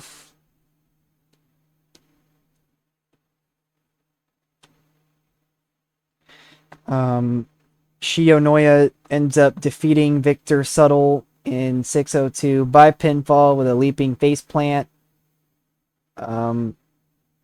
Subtle at a 12 and Shio Noya with a 16. Victor was really off his game. And we got the show off to a strong start.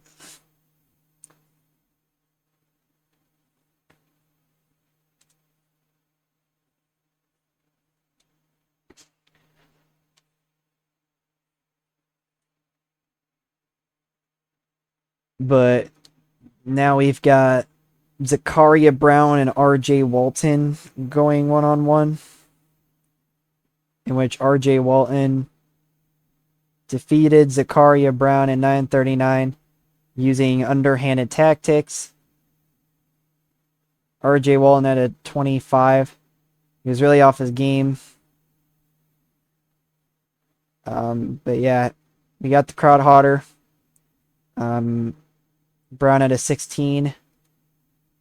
Iwan Cardona and Red Piranha went one-on-one as well. Red Piranha takes the win in 10-20 by pinfall with a thrust kick. The match fell apart after a bit with no rhyme or reason in the moves. Ultimate Dog took on Anthony Henry, which this was supposed to be a wild brawl, but it went horribly. I kind of figured it would. I wanted to risk it. I did not get the biscuit. God, I shouldn't have done it in a wild brawl. The creative finish was a success, though, as we get a very solid main event. A 27 here with Friedrich Herzog of the 41, Kason Brown with a 23. The bout dragged in the middle with a lack of flow being noticeable. Kason Brown seemed off his game. Herzog still getting better at his gimmick. Herzog taking the win to advance on in the semifinals. And the show gets a 23 with no popularity changes once again. We put over Herzog.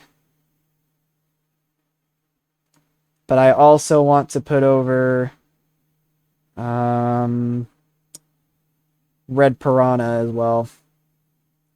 Praise for great performance. Praise for a great performance. Herzog seemed pleased. Red Piranha seemed pleased. And we lost $9.39. The first time we're losing less than $10, it looks like. So that's pretty good news in my opinion. And now we're going to the end of the year awards, which we will get to in the next episode. Thank you all for watching. And yeah, we're starting off into 1921 now, guys. I'll catch you guys in the next one. Peace.